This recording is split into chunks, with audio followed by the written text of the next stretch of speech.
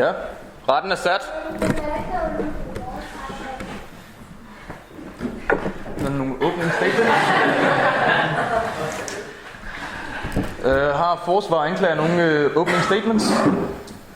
Min klient, Mikkel Skov Madsen, er igennem længere tid blevet forurettet af denne mand, Rasmus Thiro Bæk, og vi ønsker i dag at stille ham for retten og tildele ham en passende straf.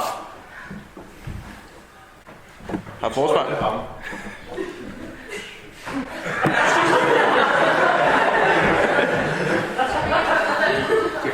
Jeps. Vi er samlet her i dag, fordi at den tiltalte journalistlærer Rasmus Thiro Bæk og rejselejder i Seoul igennem længere tid skulle have forulempet både psykisk, ikke så meget fysisk, men også digitalt, den unge, smukke eventmager Mikkel Skov Madsen. Og i dag der skal vi så se beviser for både den anklagede skyld og uskyld. Jeg vil gerne anmode om at få vist den første del af bevisførelsen. Dette er et billede, som er lagt på Facebook og Instagram den 15. oktober kl. 05:28 om morgenen. Mikkel Skov Madsen, hvad lavede du på det pågældende tidspunkt? Den 15. oktober var jeg ankommet til Mokulungu i nordlige Zambia. Halv 7. Så du mener altså ikke, at det er dig, der har lagt det her billede op fra Seoul? Det kan jeg ikke have gjort. Det kan du ikke have gjort. Lad os se det næste billede. Datoen er nu den 18. oktober. På Mikkels Facebook står der: glæder mig til Cats i aften, elsker New York, Mikkel. Er det dig, der har lavet det opslag? Nej, det 18. oktober. der var jeg på Adventure Care, Adventures Højskole i Nordsjælland. Kunne du nogensinde have forestillet dig at tage ind og se Cats, hvis du kunne have set en musical? Jeg ved ikke, hvad det er. Nej, præcis. Næste billede. Tid til Pattaya, her vender jeg altid tilbage til. Har mødt mange dejlige mennesker her, skrevet den 19. oktober. Mikkel, hvor var du den 19. oktober? Jeg var skadet i Mokulungu. Tak, næste billede. Pyhas, hård uge, tager lige et par helt rolige dage på en campingplads i Harzen. 21. oktober kl. 05:32. Mikkel, hvor var du på pågældende dag? Jeg er vandret til en fucking stor restaurant, hvor der var 110 meter højt.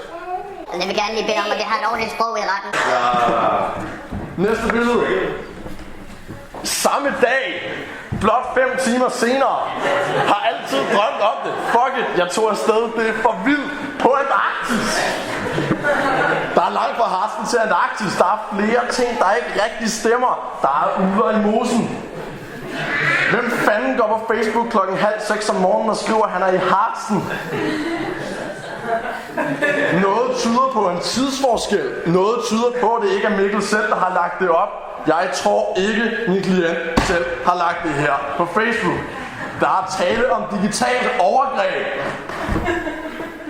Vi tror, det er Rasmus Thiro Bæk, baseret på flere forskellige uforklarlige hændelser. Og vidneudsagn, ikke mindst. Men først skal forsvaren måske have lov til at sige et ord. Har forsvaren noget at tilføje? Ja. Kan I se Rasmus på nogle af billederne? Nej, præcis. Og vil Rasmus nogensinde vælge et billede af en Arktis, hvor isen ikke spiller? Første vidne til vidneskranken. Jonas Jackson. Jonas, hvad har du set i forbindelse med denne sag? Jeg har hørt Rasmus snakke om det på en håndelig måde. Han er hånd Mikkel. Han sagde den 18. oktober: fedt mand, jeg styrer Mikkels Facebook. Mikkel er pt. i New York. I morgen skal han nyt sted hen. Jeg kigger selvfølgelig over på Rasmus og siger: niks, Rasmus, stop. Nu var han god, nu stopper du. Rasmus vælger så at spørge ud i, på Burgerbar. Lotte Burger. Ja, jeg kan det hele. Facts. Hvor skal han hen i morgen? Der bliver nævnt Sunny Beach, Alanya. Med en elev, Jacob Hamilton. Foreslår Pattaya. Og der må jeg så sige, Rasmus, der skuffer du og siger, ja, han skal til Pattaya. et skræmmende vidneudsagn. Det lyder som om, at det her er noget, der foregik over lærerperiode, som vi også kan se på datoren. Jeg tror ikke, du er den eneste, der har oplevet det her. Bestemt ikke.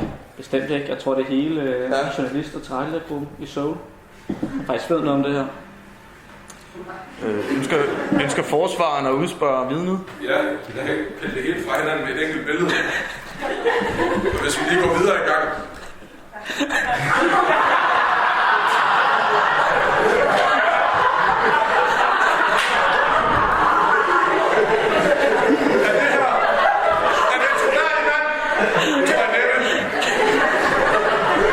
Det er ikke mig.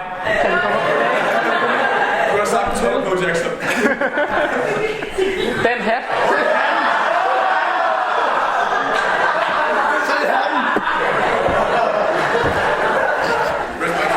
Ro i salen!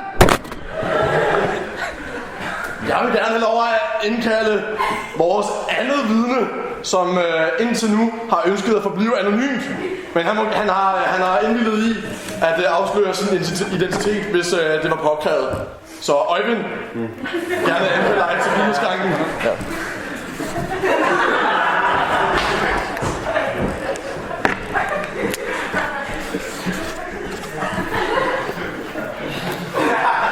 Øjvind, hvad har du oplevet? Fortæl os om dit syn på sagen. Ja, jamen det er jo rystende, når man nu engang er kollega med Rasmus. Først hører de her rygter om den her form for digital prank. Jeg vil sige, jeg tror på et tidspunkt, at det er overstået, det vi når Pattaya.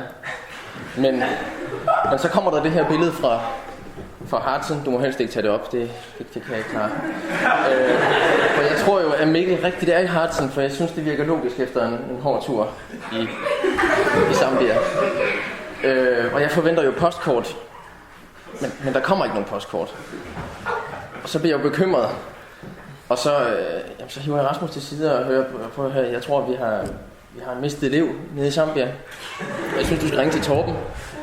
Men han siger, jamen det er jo stadig mig. Det er jo stadig mig, der er i gang. Og så, jamen, altså, man må da stoppe på et tidspunkt. Man kan ikke lave campingpranks. Det kan man da ikke. Det var hvad jeg ville sige. Ønsker forsvaren at stille nogle spørgsmål til det andet vidne? Hallo? Det er nu bare, der taler fordi...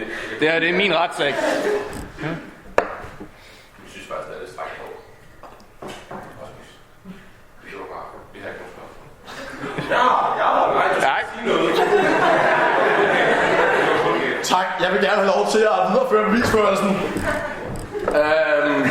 Efter Øjvinds udsagn bliver kun mere troværdigt, når man kigger på de reaktioner, der kommer på de her medier efterfølgende. Øjvind han kommenterer her: That would be Rasmus, du skal have en adfærdsregulerende samtale med i så fald. Her fortæller han i virkeligheden, at han har set et eller andet, det vi i virkeligheden lige har hørt Øjvind fortælle. Og hvis du går lidt videre.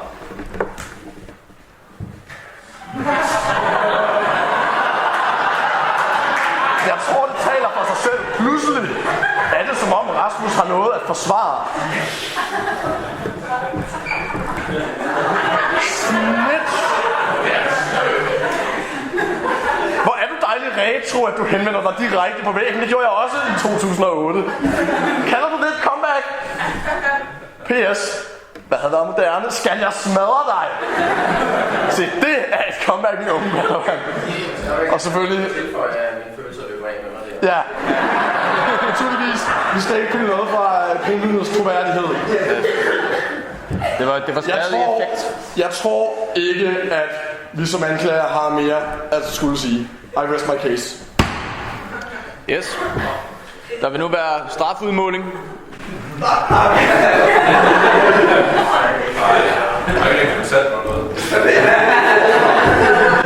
Der vil nu være strafudmåling, og efter at have gransket alle aspekter af den ene side af sagen,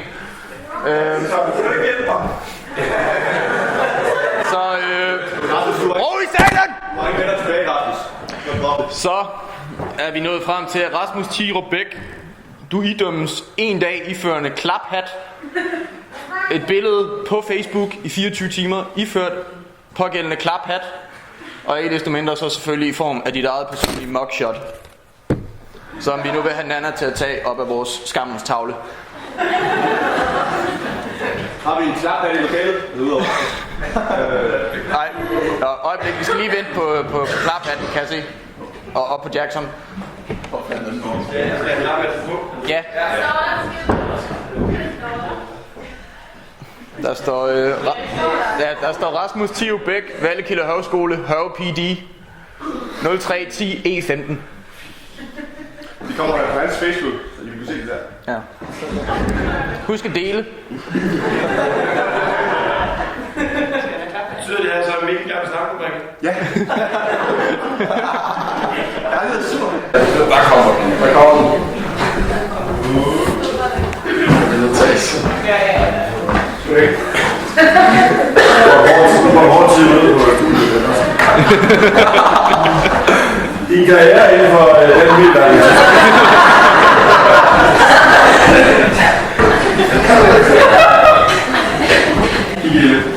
Nok smile.